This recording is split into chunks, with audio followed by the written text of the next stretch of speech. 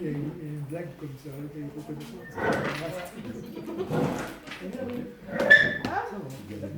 En France,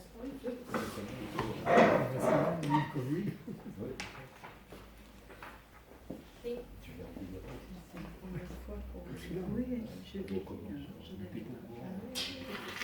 C'est lui qui a fait ça? C'est moi qui ai fait ça.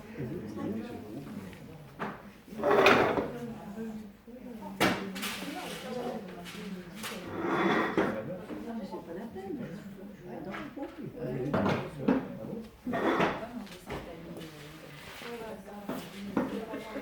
Bien, comme vous le savez, on est à quelques jours de la fête de Pessah.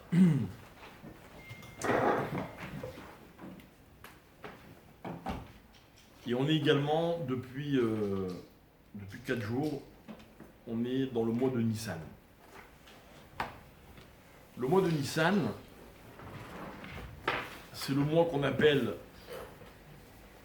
le mois numéro 1 de l'année, puisque vous savez qu'on commence à compter le nombre des années à partir de Rosh Hashanah, mais on compte les mois à partir de Nissan. Alors je vais expliquer un petit peu parce que c'est un peu compliqué.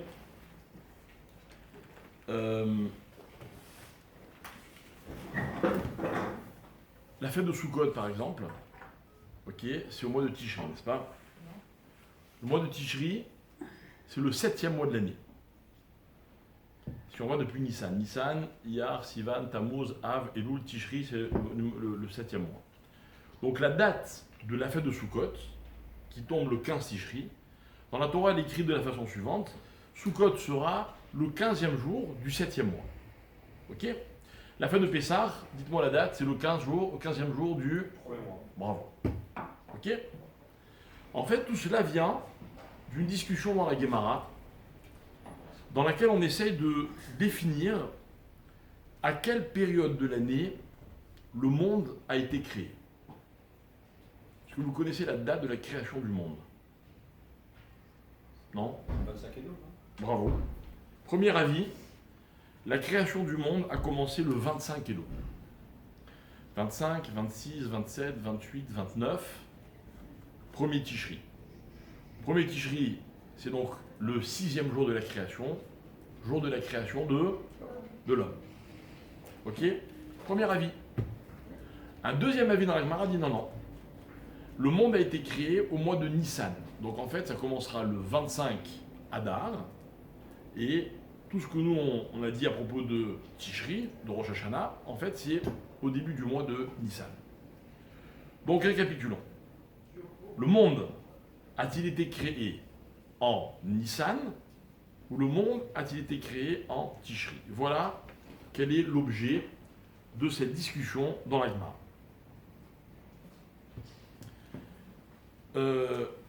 Chaque fois que dans la Gemara, on a un débat, on a donc deux avis, on a une discussion, on est obligé de définir une halakha. Ok, prenons un exemple. Alors les plus connus, c'est Hillel et Shammai. Beth Shammai dit que c'est interdit, Beth Hillel dit que c'est autorisé. On va fixer la halakha. D'accord? La Gemara nous enseigne que déterminer la halakha selon l'un des avis, selon l'un des antagonistes, ne veut surtout pas dire que l'un a raison et l'autre a tort. Et la Gemara dira au contraire, les deux ont raison. Zou vezou, divrei Elokim chayim. Littéralement, les deux ont prononcé la parole de Dieu vivant. Bon. Donc en fait, on se retrouve dans un petit problème, on va dire, philosophique. Moi je dis noir et vous dites blanc. Qui a raison, d'après la Gemara? Les deux. Les deux. C'est compliqué. Ok? L'un dit que le monde a été créé en Tishri, et l'autre dit que le monde a été créé en Nissan. Si tu m'entends pas bien, tu pourras voir la vidéo. Ok? Comment peut-on considérer que les deux ont raison? Alors en fait, l'idée, mes chers amis, c'est que dans un vrai débat, il n'y a pas qu'un seul avis. En fait, un vrai débat, c'est une discussion. Et une discussion, c'est en fait l'expression de deux points de vue, donc de deux perspectives, et chacun a ses raisons de dire ce qu'il dit. Si vous et moi on n'est pas d'accord, ce qui est intéressant, c'est pas de savoir qui a raison et qui a tort, c'est pourquoi vous dites ce que vous dites. Et on résout énormément de conflits de cette façon. En fait, la plupart des conflits viennent de ce qu'on veut définir que l'un a raison et l'autre a tort. Les conflits n'existeraient pas, en tout cas pour la majeure partie, si on considérait que tout le monde a raison, mais chacun a un point de vue différent. Une vraie discussion, c'est quand chacun essaie de comprendre ce que dit l'autre et pourquoi il le dit. J'aime bien me raconter à titre personnel qu'on m'a plusieurs fois invité à participer à des débats, j'ai jamais accepté. Je vois pas l'intérêt. Vous savez comment ça se passe un débat? C'est quoi un débat? Un débat, c'est deux personnes qui parlent et chacun vous prouver que lui il a raison et que l'autre a tort. C'est pas un débat, c'est pas une discussion. Hein? Et personne n'écoute. Résultat, personne n'écoute personne. C'est pas ça une discussion. Dans la Guémara, il n'y a que des discussions. On a l'impression que les rabbins ne sont jamais d'accord.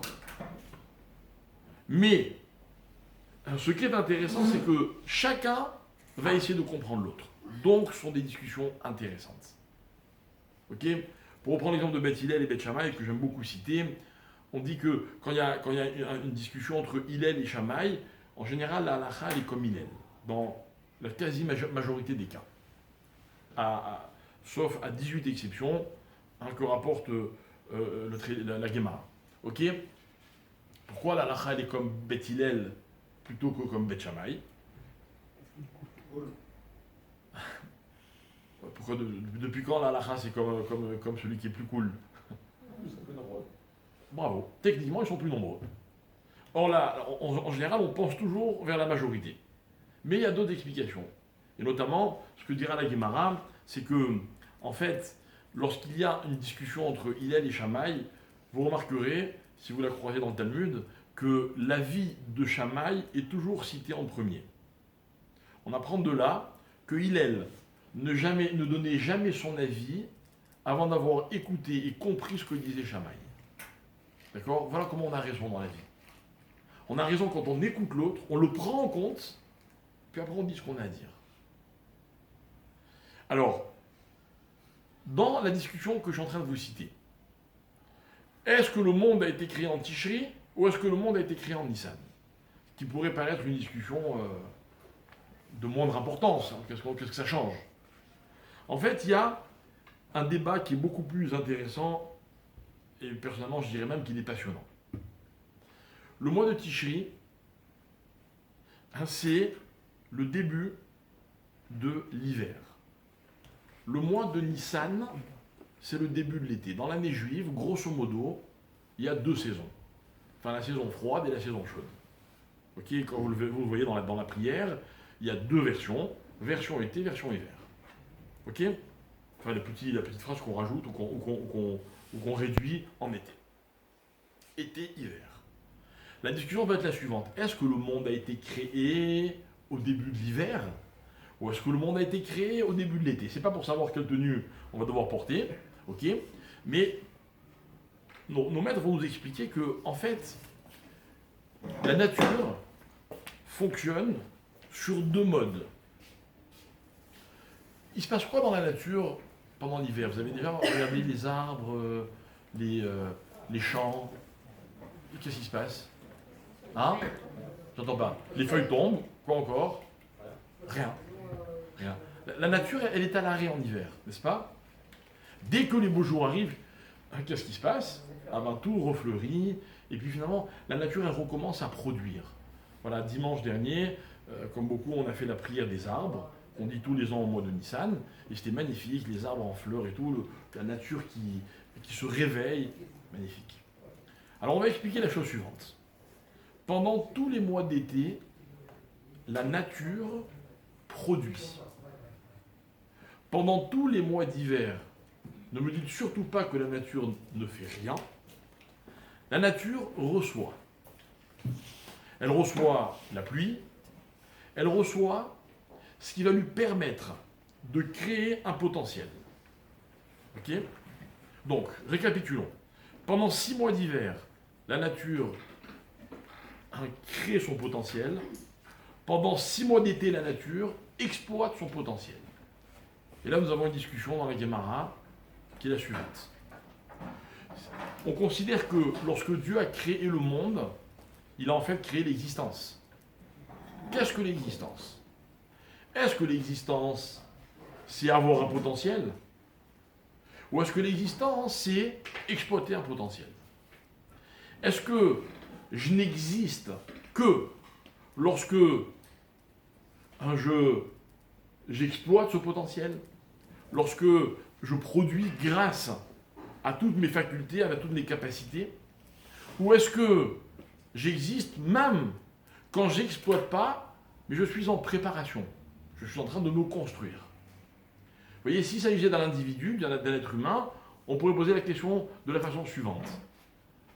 Toute la phase de l'enfance, vous définirez-vous jusqu'à quel âge va l'enfance? C'est une période de la vie dans laquelle l'être humain se construit. Il reçoit, il entend, il apprend, il découvre, mais il ne produit rien. Et puis un jour, la personne commence à produire. Sur ça, la Guémara se demanderait, est-ce qu'on existe depuis l'enfance ou est-ce qu'on existe seulement à l'âge adulte? Posez la question à un enfant, et je ne suis pas sûr qu'il saura vous répondre. Ça va créer des malaises qu'on appelle vulgairement l'adolescence. C'est quoi l'adolescence? C'est une crise existentielle. L'enfant se rend compte qu'il n'arrive pas encore à s'affirmer parce qu'il ne produit rien. Il a déjà l'impression d'avoir acquis beaucoup de connaissances, beaucoup d'expérience. Il est en mal d'existence. Voilà quelle est la discussion dans la Guémara. Quand est-ce que Dieu a créé l'existence? Au début de l'hiver ou au début de l'été? Et vous avez les deux avis. Ok? Et nous, on n'est pas là pour dire qui a raison. Nous, on est là pour expliquer que la fête de Pessah va tomber pendant le mois de Nissan. Nissan étant le début de l'été, selon l'un des avis, la date de la création du monde. A priori, nous rentrons dans une phase qui est claire. On possède un potentiel et maintenant on va devoir le gérer. On va devoir produire grâce à ce potentiel. Alors, premier événement majeur, eh bien, le peuple juif devient un peuple. Parce que, si vous notez, vous connaissez sans doute l'histoire, on parle des juifs depuis très longtemps. Adam, était-il juif ou pas? On ne sait pas, mais il parlait avec Dieu. Noach, était-il juif ou pas? Peu importe, lui aussi. Il est appelé tzaddik dans la Torah, injuste. Et puis avec Abraham, le problème ne se pose même plus. Abraham va créer une vraie relation avec Dieu, qu'il va transmettre à son fils Yitzhak, et à Yaakov, et à ses 12 enfants, etc., etc. Mais on n'est pas encore un peuple. On est un peuple le jour où on sort d'Égypte. C'est-à-dire, pendant toute la période qui a précédé, on est devenu quelque chose, on a, j'ai envie de dire, engrangé une histoire, une expérience, des enseignements, des exemples. Et puis voilà que le jour de Pessah, le peuple juif se retrouve libre. Et c'est quoi la liberté? Alors on va anticiper un petit peu sur la fin de notre cours. Eh bien la liberté, ça va être justement la capacité pour une personne d'exploiter son potentiel. Mais nous allons évidemment y revenir et en parler un peu plus tard. Observons d'abord comment les choses se passent. On a lu dans toutes les synagogues du monde, Shabbat qui vient de passer, on a lu, combien de Sefer Torah on a sorti? 3. Enfin, c'était en même temps pour voir si vous étiez à la synagogue. Okay. Dans le premier livre, on a lu la paracha de la semaine, qui était la paracha de Tazria. Okay. Dans le deuxième, on a lu la paracha de Rosh Chodesh, c'était en effet également le Rosh Chodesh Nissan. Et dans le troisième Sefer Torah, nous avons lu une paracha qui s'appelle Parashat HaChodesh. Donc c'est pas Rosh Chodesh, c'est Parashat HaChodesh. Comme ça, juste pour expliquer techniquement comment ça se passe. La paracha de Rosh Chodesh, qu'on lit tous les mois, elle est dans la paracha de Pinchas. Et en fait, dans la paracha de Pinchas, la Torah nous donne l'ordre de toutes les fêtes juives, toutes, sans exception, en nous disant voilà comment ça se passait. Donc pendant les fêtes, il fallait amener tel sacrifice à tel moment, dans tel cas celui-ci, dans tel cas celui-là, etc. Donc on va lire cette partie tous les mois en disant ben voilà, le premier jour du mois, eh ben, nous devions amener le fameux Moussaf de Rosh Chodesh, etc., etc. Dans la parachat à Chodesh, qu'on lit une fois dans l'année en tant que parachat à Chodesh, mais qu'on lit également une deuxième fois lorsque on lit la paracha de la semaine dans laquelle il y a parachat à Chodesh. Vous me suivez? Ok? Donc en l'occurrence, c'est la paracha de Bo. Ok, c'est facile pour les garçons de s'en souvenir. Ok? Maintenant, dans cette paracha, on nous raconte que les Juifs vont sortir d'Égypte. Shemot, les Juifs sont en Égypte, puis l'exil commence, puis Moshe est interpellé dans le buisson ardent, et puis il va parler avec Pharaon, et puis avec les autres Juifs. Vaïra, on a 7 des 10 plaies. Bo, on a les 3 dernières plaies. Et puis on amorce la sortie d'Égypte. Et d'ailleurs, on va nous raconter que les Juifs sortent d'Égypte dans la paracha de Bo. Avant que les Juifs ne puissent sortir d'Égypte, Dieu va donner au peuple juif par l'intermédiaire de Moshe une mitzvah. Une mitzvah. La première mitzvah qui est donnée au peuple. C'est-à-dire que depuis le début de la Torah jusqu'à la parachat Bo, parachat à Chodesh, il y a plein de mitzvot. Ce sont des mitzvot individuels. Par exemple, la Torah dira multipliez-vous, ayez des enfants, enfin dans d'autres termes, mariez-vous évidemment, ok? C'est une mitzvah individuelle, n'est-ce pas? La mitzvah de Rosh Chodesh, c'est la première mitzvah collective. Et que me dit cette mitzvah? Donc je vous lis le texte, c'est très simple. La Torah va dire comme ça, Vayomer Hashem el Moshe et Ve'el Aaron, Dieu parle à Moshe et Aaron en disant Achodesh Azeh Lachem Rosh Chodeshim. Ce mois-là, donc on est à la veille du mois de Nissan, ce mois-là sera le Rosh des Chodeshim. C'est-à-dire la tête des mois, quoi. Littéralement. Et Dieu insiste. Rishonhu lechochi Hashana. Ce sera le premier des mois de l'année. Vous avez compris maintenant pourquoi on compte les mois à partir de Nissan, alors qu'on compte les années à partir de Tishri. Ok. Alors de quoi s'agit-il? Et la Torah va bifurquer en parlant du fameux sacrifice de Pessah, le fameux sacrifice pascal, etc. Korban Pessah. Ok? Mais la première mitzvah qui est donnée ici, c'est la mitzvah donc de Rosh Chodesh.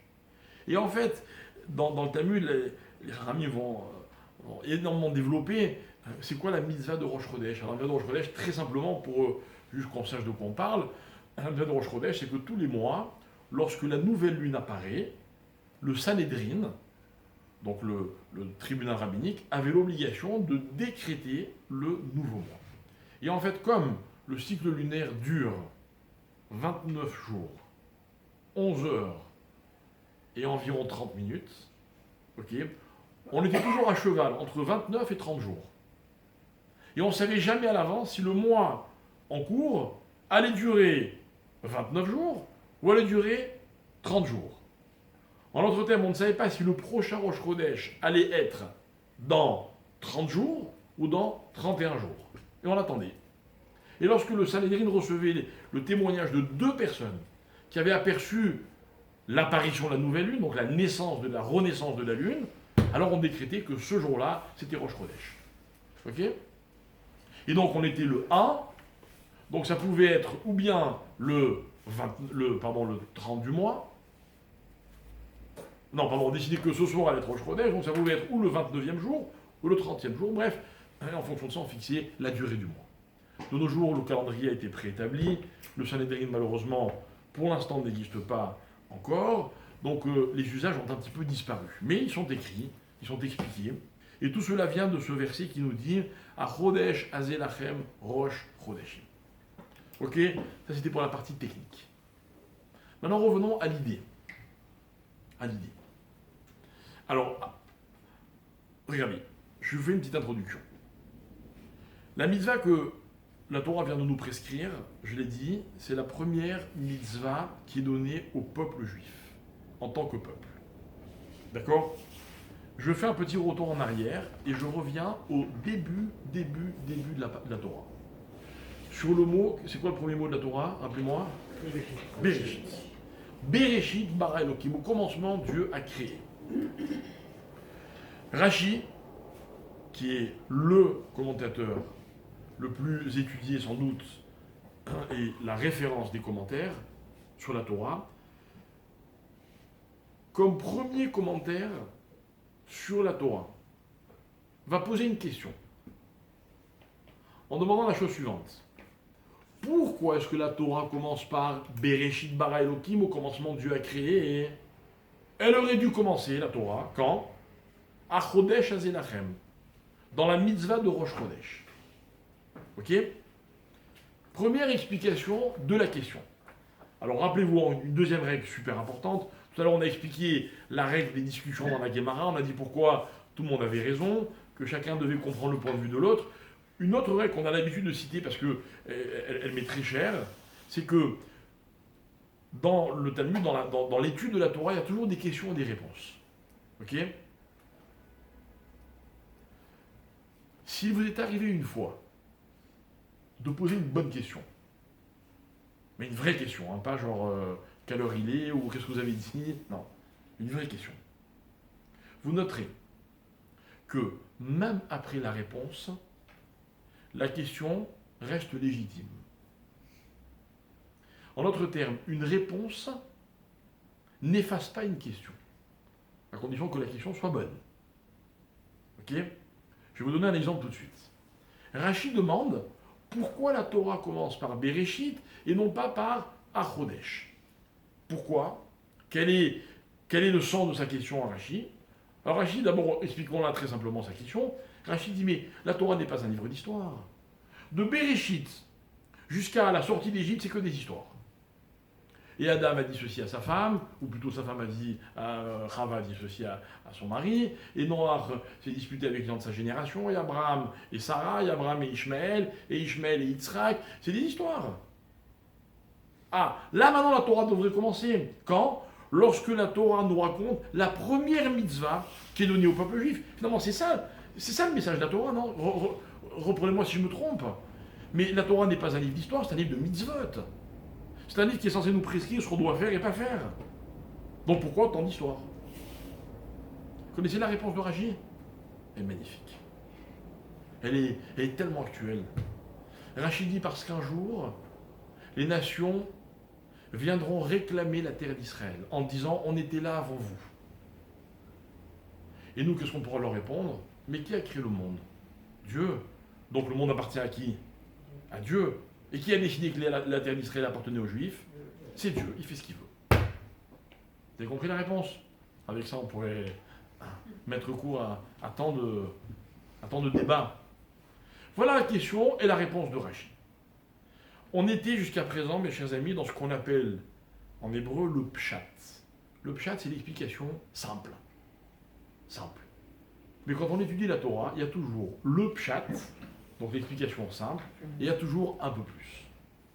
Et le un peu plus, on va essayer ensemble de le découvrir. Mais qu'est-ce qui dérange Rashi? Ou plutôt, la Torah Dieu décide d'ouvrir la Torah avec la création du monde. Rashi propose autre chose. Pourquoi n'a-t-on pas commencé différemment? On va répondre. Et l'esprit un peu talmudique, quelques secondes. Ok? On a expliqué pourquoi la Torah avait choisi de commencer à Bereshit plutôt que à la sortie d'Égypte. Mais ça veut dire que n'était-ce la réponse de Rashi? Qu'est-ce qui aurait été plus judicieux? Je vous ai perdu. Eh oui, c'est ça une bonne question. Ok, vous m'avez expliqué pourquoi il fallait commencer à Bereshit pour que les nations du monde, etc. Mais s'il n'y avait pas eu cette raison-là, quelle aurait été la logique? Que la Torah commence à quel moment?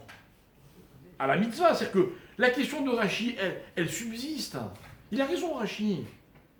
Ah, tu m'as donné une explication, d'accord. On est obligé parce qu'il faut qu'on réponde aux nations. Mais dans l'absolu, Rachi avait raison. La Torah n'est pas un livre d'histoire. Ok? Ah, on va aller un tout petit peu plus loin. Puisque je vois que vous avez bien compris, on peut en continuer. Ok? Ah. Je préfère de loin quand vous êtes près de moi, franchement, je vous dis la vérité. Hein. Alors, regardez. Le premier mot de la Torah, c'est Bereshit, qui veut dire... Oh, comment ça? D'accord? Très bien. Rachi propose autre chose. Il est écrit ailleurs. Et Dieu dit à Moshe et à Aaron, ok, à Chodesh Azé Lachem, Rosh Chodashim, Rishon Hu Lechotchi Hashana. Suivez-moi bien, très simple. À Chodesh. Vous savez comment on écrit à Chodesh? Allez-y. Et Chet. Eh ben non, il n'y a pas de veuve. Ok? Vous avez compris ma question. Et Chet, Dalet, Shin. Bravo. Ça se lit à Chodesh, qu'on parle du mois, mais c'est les lettres du mot Chadash. Donc, à Chodesh qui veut dire Chadash. On continue. Rosh. C'est quoi Rosh? La tête, le haut, le début, quoi. Ok? Chodashim, de nouveau, il n'y a pas de vave. On est encore dans le Chadash. Rishon ou Lachem, etc. C'est le premier des mois de l'année. Tout ce verset, mes chers amis, ne parle que de nouveautés. Chodesh, Rosh, Rishon. Et puis si vous notez bien, Rosh, Rishon, c'est la même racine grammaticale que Bereshit. Donc voilà un nouveau regard sur la question de Rachi. On est d'accord qu'il faut commencer par un début. Ça, Rachi ne le remet pas en question. Mais Rachi soulève le problème suivant. Il y a deux débuts dans la Torah. C'est-à-dire, deux fois dans la Torah, le sujet, c'est le commencement. Lors de la création du monde, c'est facile, c'est le commencement de l'existence. Mais il y a un deuxième commencement qui est quoi? Le commencement de la mitzvah. Vous pouvez dire d'ailleurs la mitzvah du commencement, c'est pareil. Rosh, Chadash, Rishon. Donc, demande Rachi, mais tu avais deux commencements. Pourquoi tu as choisi le commencement qui est une histoire par rapport au commencement qui est une mitzvah? C'est-à-dire, ce qu'on a rajouté, mes chers amis, si vous me suivez bien, hein, c'est que la question n'est pas seulement technique. Ah, la mitzvah devrait passer avant l'histoire. Non. Rachi, il a une vraie question. Hein, il y a deux commencements dans la Torah. Pourquoi le commencement qui a été choisi était plus important que le commencement qui est signifié par l'accomplissement d'une mitzvah? Ok? Alors, la réponse, c'est la réponse, je vous l'ai déjà donnée, vous la connaissez, mais moi, je reste avec ma leçon, la leçon que m'apporte la question. La leçon que m'apporte la question, c'est la suivante. C'est que le commencement, c'est quelque chose de fondamental. C'est qu'en fait, dans la vie, dans la Torah en tout cas, il y a une notion qu'il faut savoir ne pas rater. Il y a une notion qui est déterminante. Quelle est cette notion déterminante? C'est le commencement. Vous savez, dans la vie, on vit tous plein d'expériences. Ce qui est intéressant pour comprendre la vie, c'est toujours de savoir comment ça a commencé. Par exemple, dans la Torah, on est très attentif au respect des anciens. Un ancien lui donne du respect. Quel que soit son comportement, sa façon de vivre, ses connaissances, c'est un ancien. L'ancien, c'est celui grâce auquel... L'ancien, le vieux, le vieillard, le zaken. D'accord? L'ancien, c'est celui grâce auquel je peux comprendre comment les choses ont commencé. Maintenant, s'il y avait encore plus ancien que lui, ben je choisirais celui qui est encore plus ancien. Vous avez remarqué, dans la tradition, on a toujours beaucoup de respect pour les vieux rabbins. Dans notre cercle de la société, les vieillards sont un peu mis de côté. On n'écoute plus trop ce qu'ils disent, ils sont dépassés. Chez nous, c'est le contraire. Chez nous, les vieillards ont toujours été nos guides, nos références. Mais s'ils n'étaient pas là, on ne comprendrait rien. On ne peut pas comprendre un concept si on n'est pas capable de définir comment il a commencé. D'accord? Un résultat dans la Torah, il n'y a pas de nom de famille, vous le savez. Il n'y a pas de nom de famille. Les noms de famille sont une invention des hommes. Quand quelqu'un monte à la Torah, comment on l'appelle? On l'appelle un tel, fils d'un tel, ou d'une telle. Genre, qui sont tes parents, quoi. Si tu ne dis pas qui sont tes parents, je ne sais pas qui tu es. Magnifique. Magnifique. On se situe toujours par rapport à l'étape d'avant. Les psychologues modernes n'ont rien inventé. On essaie de comprendre ce qui s'est passé dans l'enfance pour eux, mais c'est marqué chez nous depuis très longtemps. Non, depuis toujours. D'ailleurs, c'est comme ça que ça a commencé. Bereshit. Bereshit. Moi, j'ai envie de vous dire qu'avant de comprendre le reste de la Torah, si vraiment on voulait approfondir les notions, on commencerait par le premier mot. On pourrait passer des années. Bereshit, c'est une notion qui est infinie. Elle contient tout ce qui va se passer par la suite. Donc, tout ce qui se passe maintenant est contenu dans ce qui a précédé. Voilà ce que c'est Bereshit. Maintenant, l'histoire, c'est la suivante. On est en Égypte. On va sortir d'Égypte. Ok? Dites-moi, la sortie d'Égypte, c'est un commencement ou c'est pas un commencement? C'est un sacré commencement. On va se réunir dans quelques jours, en famille, autour de la table du Seder, et on va raconter à nos enfants. Regardez, c'est une mitzvah incroyable. On doit raconter aux enfants. Entre parenthèses, il est intéressant de noter que d'après la halakha, on doit raconter à ses propres enfants, mais on a aussi l'obligation de raconter aux autres, vous le savez. C'est-à-dire, si vous connaissez un enfant qui risque de ne pas fêter le soir du Seder de Pessah, il n'y aura personne pour lui raconter, c'est une responsabilité que l'on a tous. Et particulièrement aux enfants. Et si à votre table du Seder, il y a d'autres enfants que les vôtres, vous avez les mêmes obligations pour les enfants, vis-à-vis des enfants des autres, que vis-à-vis de vos enfants. Alors ok, il y a peut-être une priorité pour ses propres enfants, parce que on est leurs parents. Ok? Mais l'enfant doit savoir. Et toute la cérémonie, si je peux dire, du Seder, qui dure des heures, elle est articulée de façon à ce que l'enfant soit intéressé et sente concerné par ce qui se passe. Alors, on va faire le kidouche comme d'habitude, mais juste après le kidouche, qu'est-ce qu'on fait d'habitude?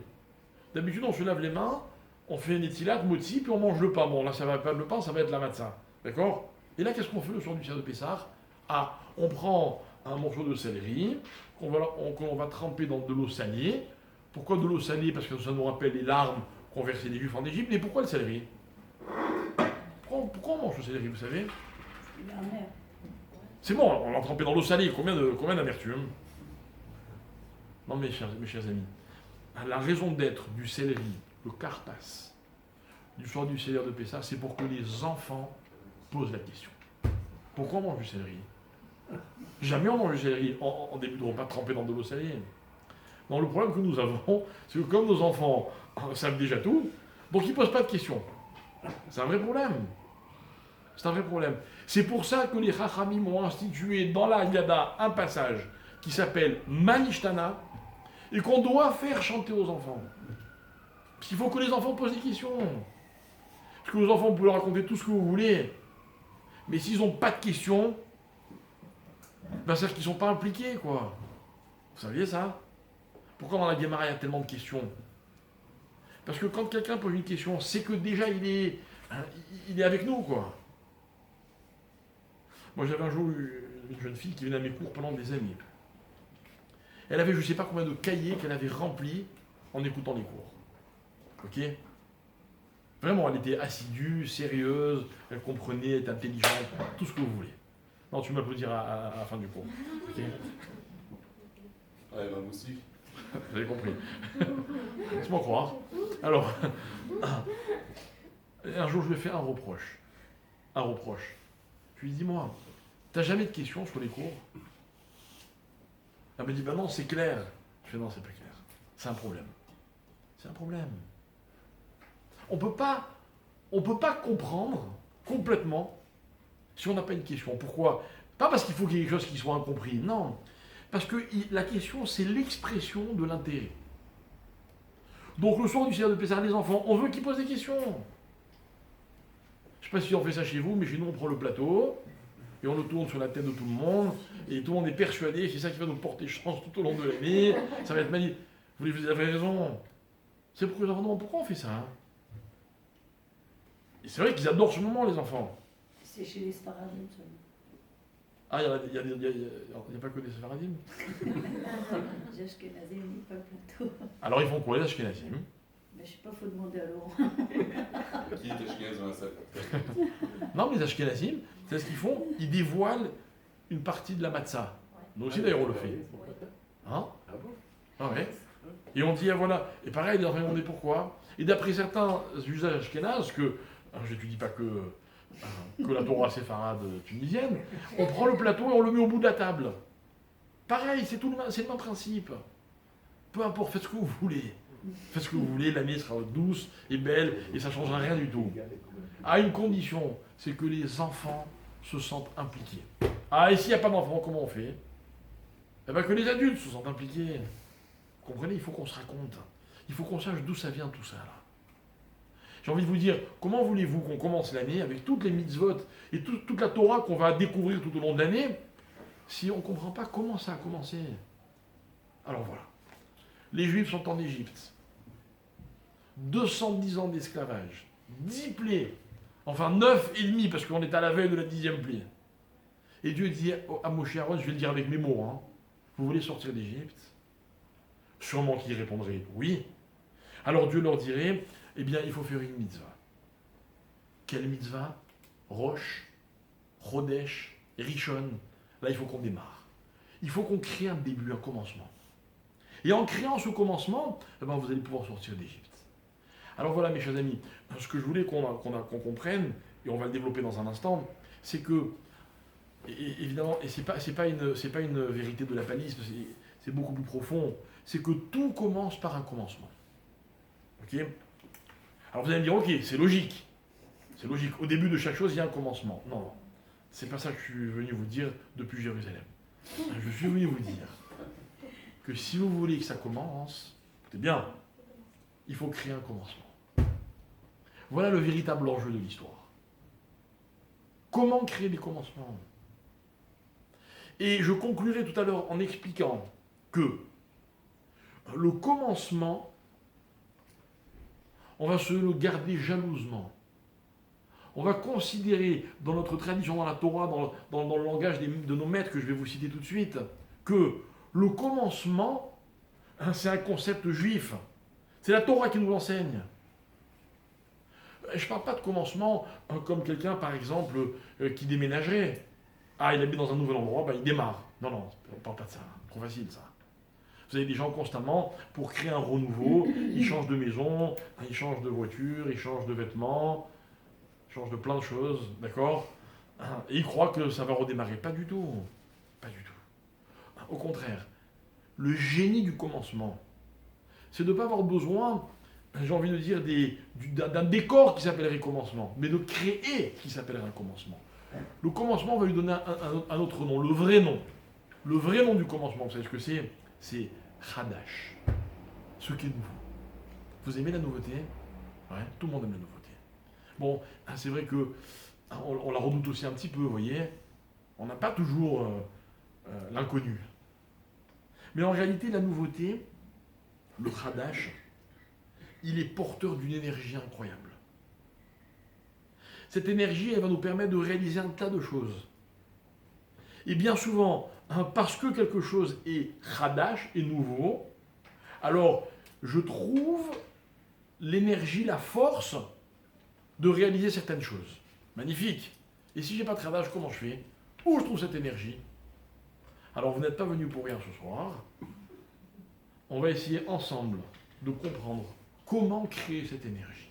Comment créer ce Chadash. En vérité, je vais même très honnête avec vous, j'ai pas de moyens magiques, j'ai pas de formule. J'ai pas de formule. En vérité, ce que je voudrais, c'est qu'on sorte ce soir de notre cours en disant il faut créer du Chadash. Comment on fait? Je sais pas. C'est à vous de voir. Peut-être demain matin en vous réveillant. Nouvelle journée. Allez, on repart à zéro. Peut-être la semaine prochaine, samedi soir, nouvelle semaine. Vous pouvez aussi attendre le mois prochain. Manque de bol, on est le 4, on va attendre plusieurs jours. Vous pouvez attendre l'année prochaine, hein. Vous pouvez attendre plein de choses. Et si c'était tout de suite, là, maintenant? Et si, là, dans l'expérience que je suis en train de vivre, j'avais envie de ressentir un renouveau de quelque chose? Vous avez remarqué comme il y a des couples, par exemple, qui vivent ensemble des dizaines et des dizaines d'années. Ok? Et puis on dirait qu'ils sont tout neufs. Il y a une fraîcheur qui se dégage de leur relation comme s'ils venaient de se connaître. C'est beaucoup plus difficile, n'est-ce pas, que quand on vient de rencontrer quelqu'un. Alors la Torah, elle est porteuse de cette énergie-là. Ok? La Torah, elle nous permet de créer du Hadash. Par exemple, voilà, vous voyez, moi ce soir, je suis venu à Tel Aviv. Hein? Alors que ce soir, c'est mon anniversaire de mariage. Enfin, surtout, je suis ma femme, d'accord? C'est une soirée qui peut me coûter très cher. Mais j'aurais pu dire, bon, allez, c'est un anniversaire, c'est important, c'est très important les anniversaires. Hein? Mais est-ce qu'il y a une meilleure façon de redémarrer quelque chose qu'en étudiant la Torah? Qu'en se ressourçant dans les textes qui nous enseignent comment, justement, la notion de Hadash nous a toujours donné l'énergie dont on avait besoin. Et je vais vous prouver dans un instant que quand, dans l'histoire, on a été en panne de Hadash, ça a été une catastrophe. La preuve, la voici.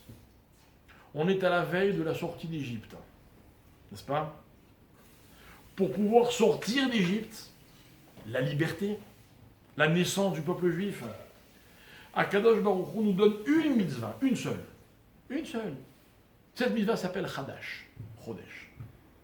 Donc, qu'est-ce qui va déclencher la sortie d'Égypte, la naissance du peuple juif? Hadash. Ok? Récapitulons. La sortie d'Égypte, c'est ce qu'on appelle la libération, n'est-ce pas?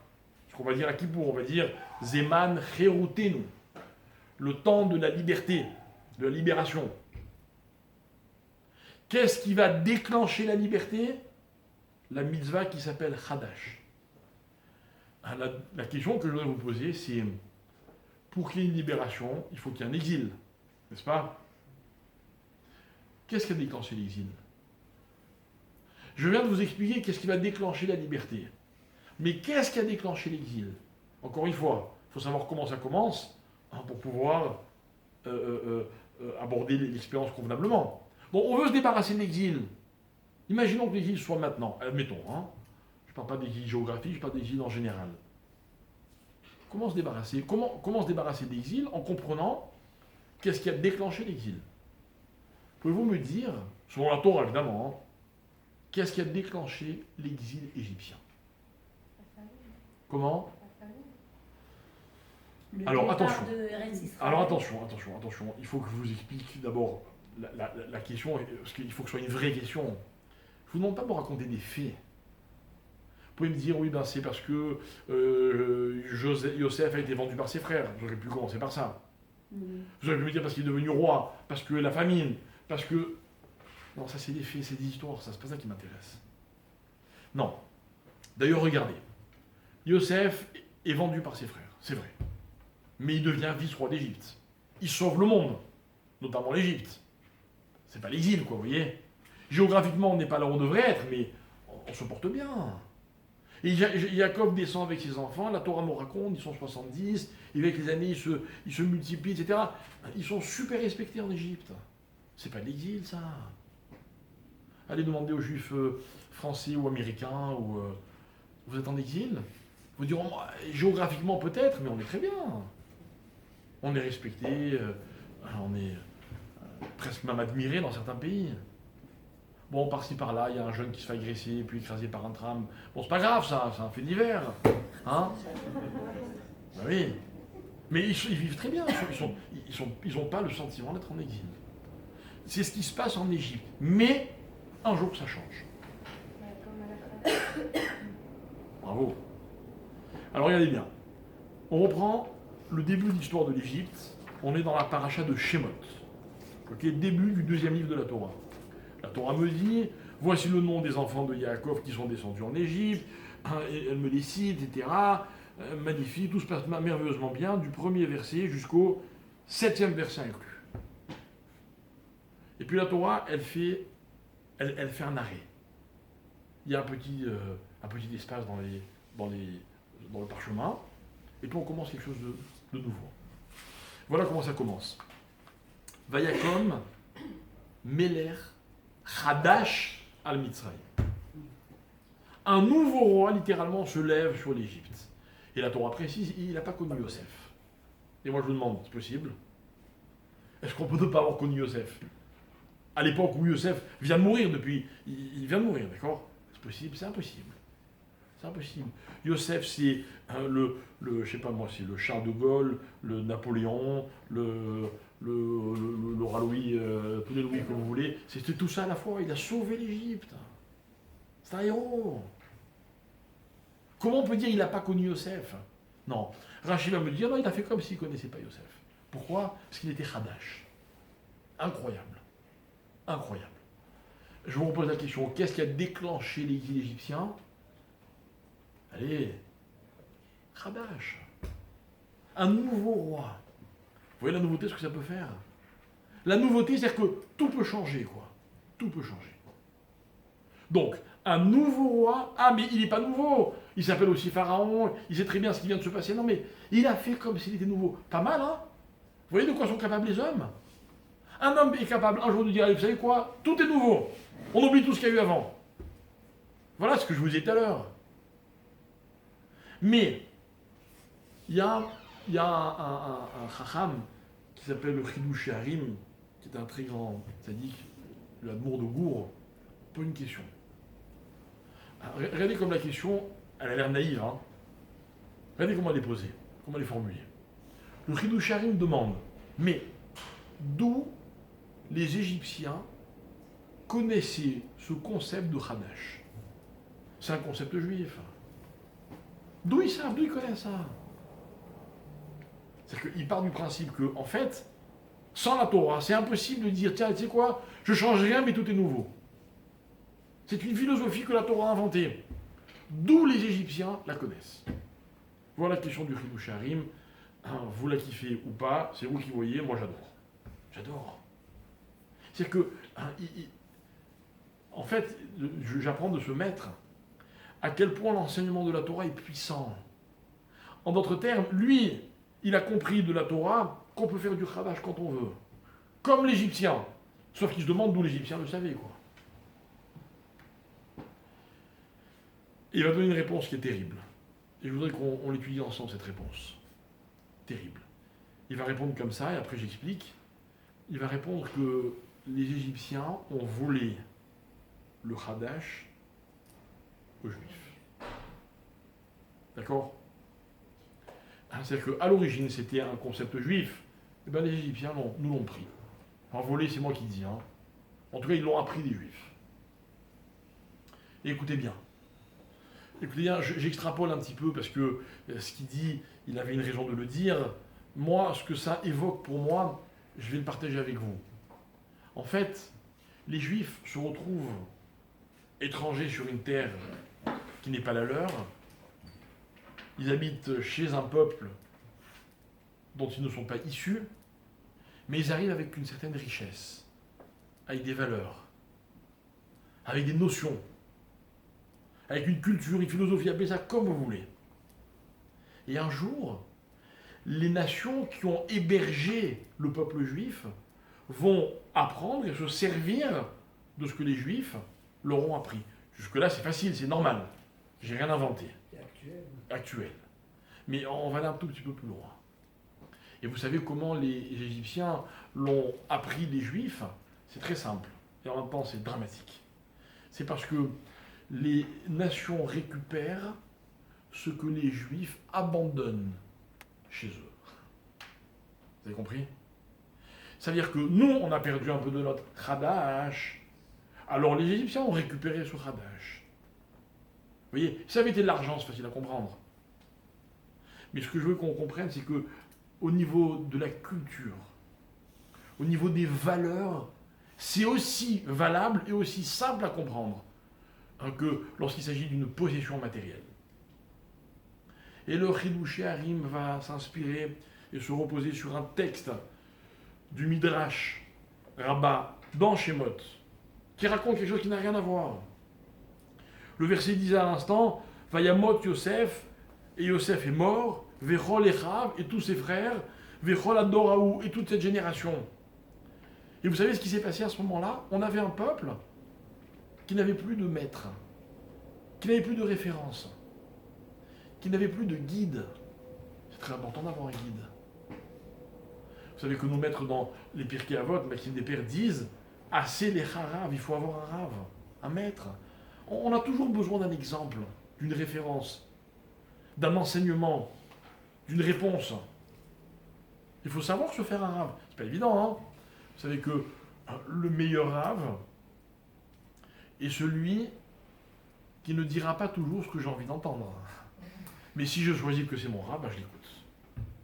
Alors eux, ils ont perdu leur repère. Ils sont perdus.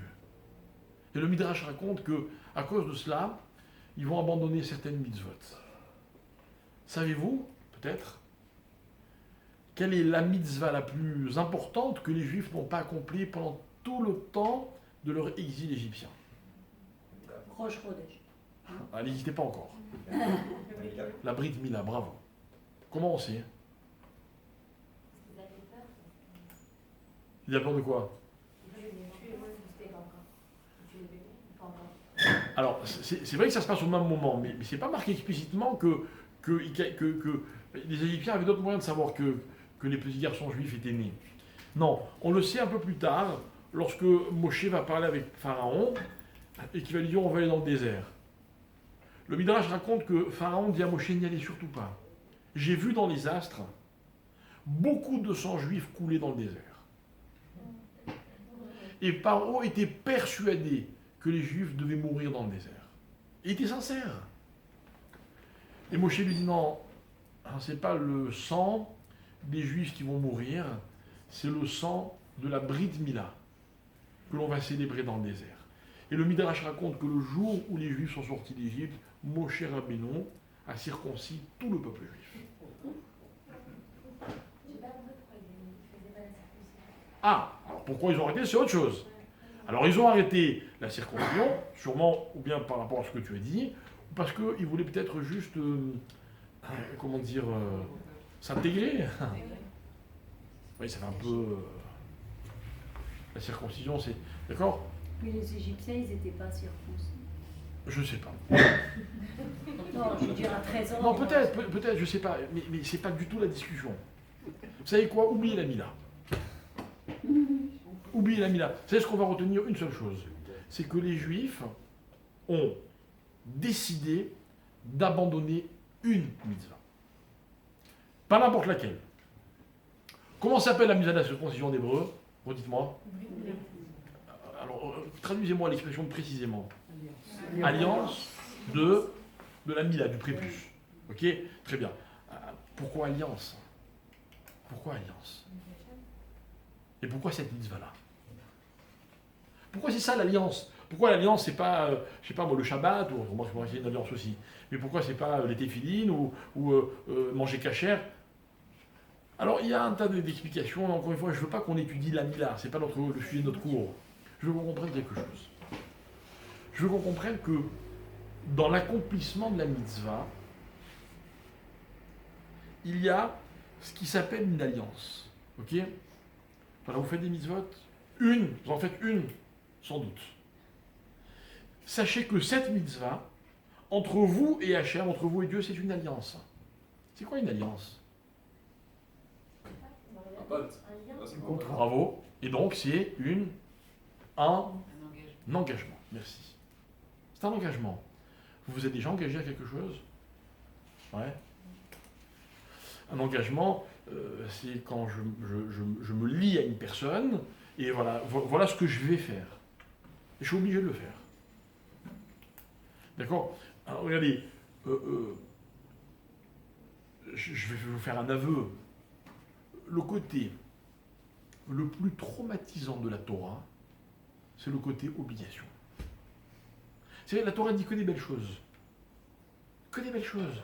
Des fois même, je ne comprends même pas qu'on ne soit pas d'accord avec la Torah. Et vous savez ce qui dérange les hommes? C'est pas ce que dit la Torah, c'est qu'elle nous oblige à le faire. Le Shabbat, c'est pas beau le Shabbat? Mais il y a plein de juifs qui ne le font pas, pourquoi? s'engager tous les Shabbats. Tous les Shabbats, à ne pas prendre la voiture, à ne pas ceci, à ne pas cela. Arrêtez, c'est pas possible. Je veux bien une fois de temps en temps. Vous savez quoi, si j'arrive, je le ferai. Mais ne me demandez pas de m'obliger. Hein, par exemple, regardez, la relation homme-femme, c'est pas beau ça? C'est magnifique. Il y a chez l'homme précisément tout ce qui manque à la femme, et il y a chez la femme précisément tout ce que... D'accord. Ok. Tout ce qui manque à l'homme. Dieu a fait ainsi les choses quand il les a séparés, bref, ok. Tout le monde est d'accord là-dessus. Mais vous avez beaucoup de gens qui hésitent beaucoup avant de se marier, en disant, mais attendez. Aimer les femmes, il n'y a pas de problème, je parle pour les hommes, d'accord? Mais s'engager, tout ce que vous demandez avec plaisir, mais être obligé de le faire, ça n'a rien à voir. C'est le côté traumatisant de la Torah. Et c'est ce que la Torah va cultiver. Et elle va me dire, tu sais, au-delà de la mitzvah, il y a l'engagement. Maintenant, écoutez bien, parce que tout est écrit noir sur blanc, c'est magnifique. Tout le monde peut le comprendre, même vous allez voir, c'est très simple. Ok? Il y a combien de mitzvot dans la Torah? 613. Bravo. 613 mitzvot. Savez-vous quelle est la valeur numérique du mot brit, qui veut dire alliance? Eh ben non, ça va être trop facile. Mais on n'est pas loin. Hein. Valeur numérique, gematria du mot brit, 612. C'est ça que tu avais dit ça? Non? Pourquoi 612? Parce qu'une mitzvah, une seule, mais qu'on fait dans l'esprit d'une alliance, d'un engagement, ça vaut les 613 mitzvot. C'est beau, hein? Virgule. Donc ça veut dire que celui qui fait toutes les mitzvot, sauf une, eh ben quoi? Il a tout rejeté. Il dit, ah non, celle-là, je peux pas m'engager. T'en manques une. C'est-à-dire que vous en avez 612. 612, c'est l'alliance sans la mitzvah. Vous avez l'alliance et la mitzvah, vous en avez 613. De là, j'apprends l'importance de l'alliance, de l'engagement, mes chers amis. Celui qui prend une mitzvah, une seule sur lui, mais il s'engage à le faire, il a tout compris. À l'inverse, celui qui est prêt à toutes les faire, sauf une, il a dans celle-là, je peux pas. Pas pour moi, celle-là. Celle-là, je veux pas la faire. Mes chers amis, soyez gentils, voilà, vous êtes mes amis, je vais vous donner un secret. Ne dites jamais ça. Jamais. Dites, on verra. On verra, on essaiera. Un jour, peut-être. Dites, je vais commencer par autre chose. Je vous en prie, dites ce que vous voulez. Mais ne dites jamais, ah non, celle-là, je peux pas. Je peux pas. Rappelez-vous l'exemple que je vous donne toujours. Vous imaginez un mari, un homme qui dirait à une femme, allez, viens, on se marie. Mais je t'avertis, hein, on est marié à 99%. 1%, tu me laisses tranquille. Mesdames, vous comprenez? Mais même pas en rêve. Mais c'est pas un mariage, c'est pas un engagement. C'est la même chose. C'est la même chose, mes chers amis. Explique le rabbi de Gour, Chinuch Harim. Regardez comme c'est fort. Il dit, mais lorsque les Juifs ont abandonné une mitzvah et ils avaient d'excellentes excuses, ils ont perdu tout leur repère. C'était perdu, les Juifs. Perdu. L'assimilation, c'est quelque chose, c'est une chose tellement puissante. Vous savez, l'assimilation, c'est comme un raz-de-marée. On ne peut pas résister. Le seul moyen de résister, c'est de tout garder. De dire, attends, j'ai un engagement, j'enlève rien. Le jour où on dit, tu sais quoi, bon, allez, juste ça. Hein. Ça reviendra. Hein. Quelle est la conséquence de ce que je viens de vous expliquer, de ce que je viens de vous dire?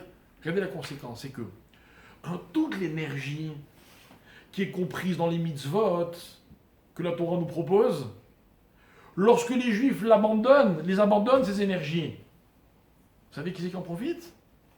C'est les nations chez qui on les abandonne.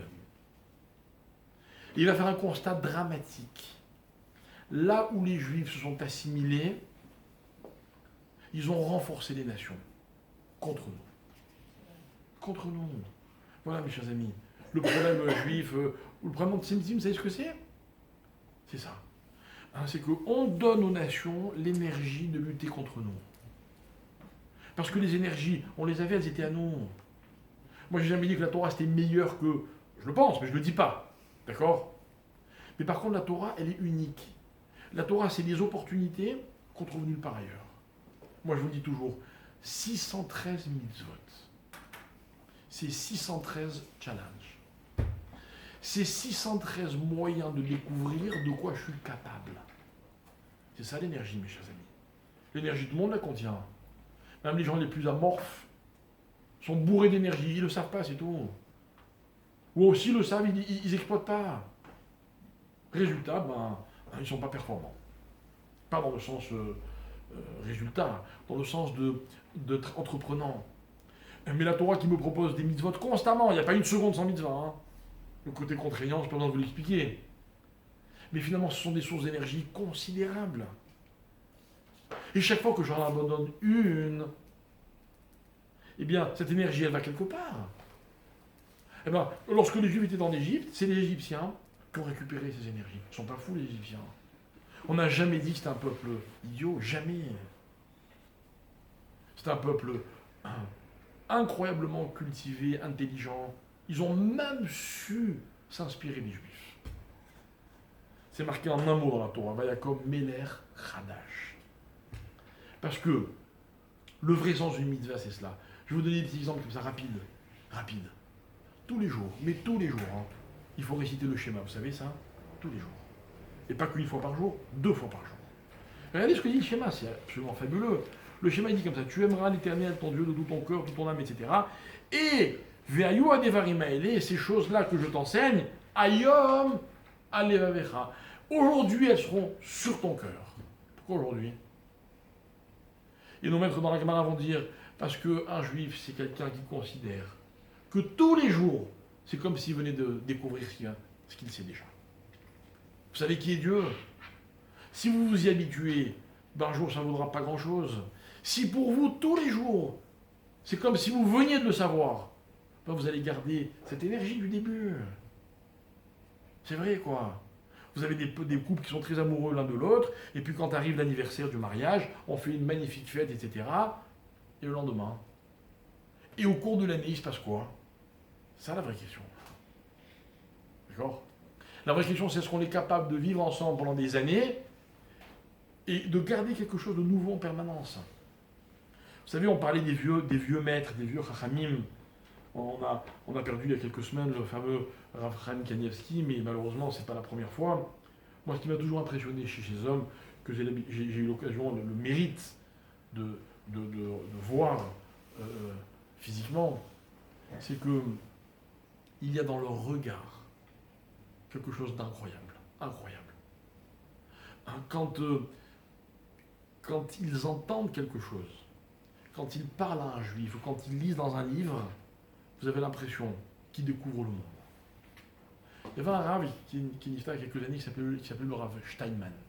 Je ne sais pas si vous avez entendu parler. C'est un homme extraordinairement humain. Et plusieurs fois j'ai eu l'occasion d'être chez lui, de parler, et chaque fois j'étais impressionnant de la façon dont il écoutait tout celui qui lui parlait. Même moi. J'étais quoi par rapport à lui? Rien. Mais il écoutait, il fixait avec ses yeux, presque il souriait avec ses yeux, quoi. Comme s'il était en train de découvrir une perle. Vous voyez? C'est ça, Chadash. Chadash, c'est quand on est capable, dans chaque découverte, de considérer que ça peut tout changer, quoi. Et vous savez quoi? Ça peut tout changer, quoi. J'ai une question. Ah, bientôt. Ok. Ça peut tout changer, c'est ça, Chadash. Mais si on considère comment on va la vie, c'est une succession de choses qu'on vit pour la énième fois, où la personne qu'on connaît, c'est la même qu'hier et qu'avant-hier. Alors oui, c'est vrai, il n'y a plus d'énergie, quoi. Plus d'énergie. Le mot fraîcheur est un mot très à la mode, très actuel, etc. C'est ça la fraîcheur, mes chers amis. Vous avez des gens frais, tout le temps. Des fois ça se voit, des fois ça ne se voit pas. C'est dans leur tête.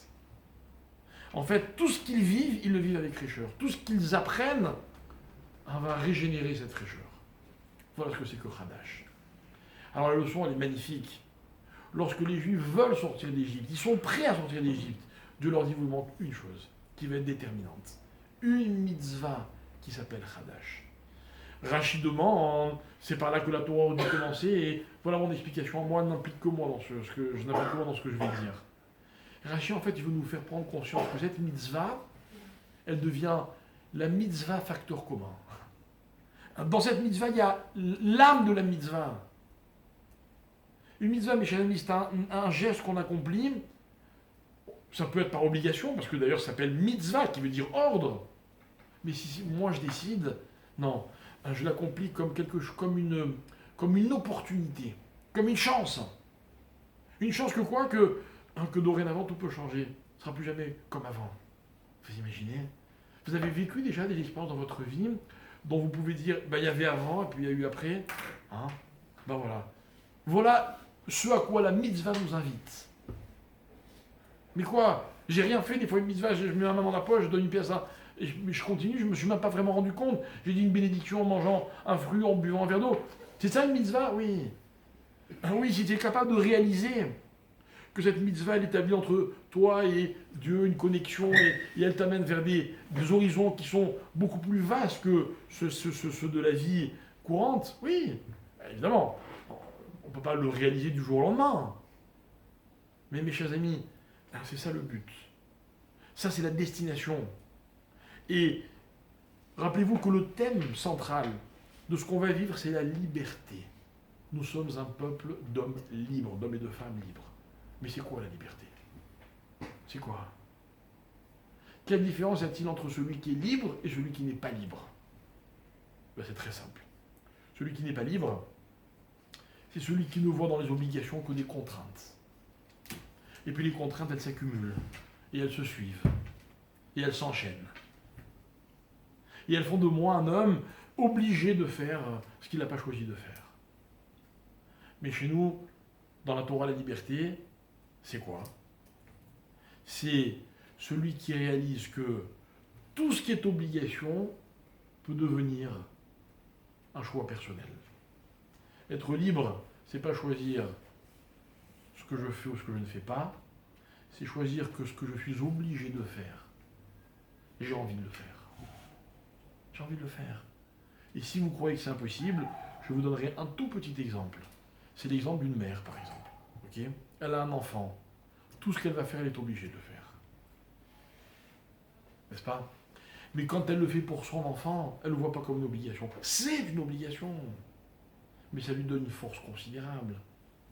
Toutes les mères sont épuisées et elles se lèvent dès que leur enfant commence un tout petit peu à gigoter dans leur lit. Où elle trouve la force? C'est ça, Khadaj, vous comprenez? À chaque fois, on a de nouvelles énergies. On a de nouvelles forces. Alors, regardez.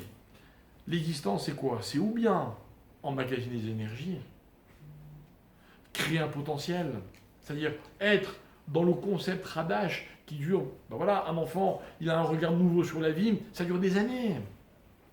Ou alors, ça peut être aussi quand j'ai un potentiel. Mais ce potentiel, je ne suis pas constamment conscient de sa valeur. Mais chaque fois que l'occasion m'est donnée de réaliser de la portée de ce potentiel, je me sens un nouvel homme. Je me sens un nouvel homme. Cette nouvelle maman qui, chaque nuit, c'est une nouvelle histoire avec son enfant. Ce juif qui fait une mitzvah, et chaque fois qu'il a fait la mitzvah, c'est une nouvelle histoire entre lui, ou lui et son créateur, ou qui vous voulez. C'est l'histoire de ce couple qui se connaissent, qui vivent ensemble depuis des années, mais chaque fois qu'ils font ce qu'ils ont à faire, c'est normal. Mais ils ressentent, comme si c'était la première fois, ils ressentent dans cette obligation un potentiel qu'ils possèdent, une énergie qui est considérable. Alors voilà, mes chers amis, les énergies ne servent pas à donner à l'homme la force de faire ce qu'il doit faire. Non. Les énergies, elles nous aident non seulement à faire les choses, mais à considérer que c'est chaque fois une nouvelle aventure. C'est tout. Si vous croisez des gens qui sont en panne d'énergie, dites-leur juste qu'ils ont oublié de réaliser que c'est en faisant des choses, mais avec un regard nouveau, qu'on trouve la force de les faire. J'ai jamais dit autre chose que ce que tout le monde prétend. La Torah, c'est épuisant. La Torah, c'est contraignant. La Torah, on aurait presque l'impression qu'elle empêche l'homme d'être libre. Et moi, je dis, nos maîtres nous enseignent, c'est exactement le contraire. Faire la Torah, c'est être libre. Pourquoi? Parce que c'est découvrir une multitude de possibilités, d'expériences dans lesquelles je découvre les énergies que je contiens, le potentiel que je possède et la détermination dont je suis capable ou pas. Et des fois ça va être dans la réussite, et des fois ça va être dans l'échec, mais ce sera toujours dans la volonté de réaliser quelque chose. Alors Dieu, Hachem dit au peuple juif, vous voulez sortir? Très simple. Un jour, vous avez perdu votre capacité de Hadash, rappelez-vous, ça vous a coûté très cher, un nouveau roi en Égypte, je vous invite à retrouver cette dimension à travers la mitzvah. C'est à la portée de chacun d'entre nous, c'est très simple. Et quand on va se retrouver à la table du Seder, et qu'on va enseigner à nos enfants, qu'on va essayer de faire parler nos enfants, c'est une expérience fabuleuse. Et voilà pourquoi je vous invite à le faire avec les vôtres si vous en avez, ou avec d'autres si vous n'en avez pas. Pourquoi? Parce que l'enfant, lui, il a forcément un regard nouveau sur la vie. Alors quand on échange avec lui, on découvre des choses nouvelles. Et la Torah nous redemande de revenir vers l'enfance le soir du Seder de Pessah. Ce n'est pas seulement un problème d'éducation, même si ça reste une mitzvah clairement prescrite, mais c'est un problème de repositionnement. J'en discute avec un enfant, et du coup je suis influencé par son regard à lui. Et c'est exactement ce que je veux revivre le soir du Seder de Pessah. Que je vous souhaite de vivre dans la joie, en bonne santé, bien entouré si Dieu veut. Surtout ne restez pas seul. N'hésitez pas à demander autour de vous si vous êtes seul ou quoi. Nous tous les ans, on a juste au dernier moment des gens qui nous disent j'ai pas où passer. Vous, ça vous fera passer un meilleur Seder de Pessah. Et ceux chez qui vous viendrez, ça leur donnera la possibilité d'avoir un regard encore différent et nouveau. Et les maisons sont censées être ouvertes. En tout cas, c'est mon cas, moi, si vous connaissez des gens vous-même qui êtes seuls. Et si Dieu veut que grâce à cette fête, on devienne un peu plus libre de nos mouvements, libre non pas de ce que les autres nous empêchent de faire, mais libre de ce que des fois, nous, on se fixe des objectifs, on n'arrive pas à les atteindre. Mais si on les remplit de conviction et de détermination, alors on se rendra compte qu'on est capable d'atteindre tous nos objectifs. C'est ça vraiment la liberté. Tu avais une question? C'est à toi. J'entends, je conçois, j'entrevois, je suis entièrement d'accord de par C'est mon gentil. expérience personnelle que le Hadash, c'est génial. Franchement, c'est une belle mitzvah. Mais de ce que j'ai entendu, j'entends, dans ce que j'ai entendu comment tu l'as dit, peut-être je me suis trompée, peut-être j'ai mal compris, j'entends un paradoxe. J'entends un paradoxe où on dit, parce qu'en fait, je vais essayer de m'exprimer correctement, la liberté, donc le Hadash c'est la liberté, mais c'est en fait, c'est bon comme mauvais, puisque ça peut être la liberté comme en fait l'exil. Puisque en fait tu dis on perd quelque part le Hadash, mais dans la Torah il y a écrit le Meler Hadash. Donc ça veut dire que le Hadash, pour moi, de ce que je comprends, il peut être aussi bon que mauvais. Je vais raconter, je me suis mal exprimée. Il y a une nuance. Non, il manque juste une notion. C'est que le Hadash mauvais, c'est quand il est passé chez l'autre. Donc moi, je l'ai perdu. Mais si je le garde chez moi, pour moi, Oui, alors là, mais ça reste un Hadash pour nous, donc ça veut dire que nous, le Hadash chez nous, il peut Non. être aussi bon que c'est mauvais. le en Hadash. utilisation. Non, c'est le Hadash de l'autre qui est mauvais pour moi. C'est pas mon Hadash. Mon Hadash à moi, il est positif. C'est l'autre qui a puisé en fait L'énergie, enfin, qui a puisé Voilà. l'autre énergie et qui l'a rendu. Que moi, j'ai abandonné. Oui, mais on est responsable de ça, parce que nous-mêmes, on est devenus Hadash. Oui, on mais est autant justement, responsables. Si tu l'avais gardé ton Hadash, il n'aurait pas été négatif. C'est pas devenu Hadash, non. Si, il est devenu. Bah non, puisque Mais justement, là, les Hadash. juifs, ils ont enlevé la Brit Mila, donc ils ont perdu ce. Oui, mais moi je parle même avant la Brit Mila. Je parle quand il y a écrit carrément dans la Torah, Meler Hadash. Meler Hadash, c'est nouveau. C'est roi. là qu'ils ont abandonné la Brit Mila. Il devient roi. Non, non, t'entends? C'est l'un qui entraîne l'autre. Ils abandonnent la Brit Mila, alors le roi devient Hadash.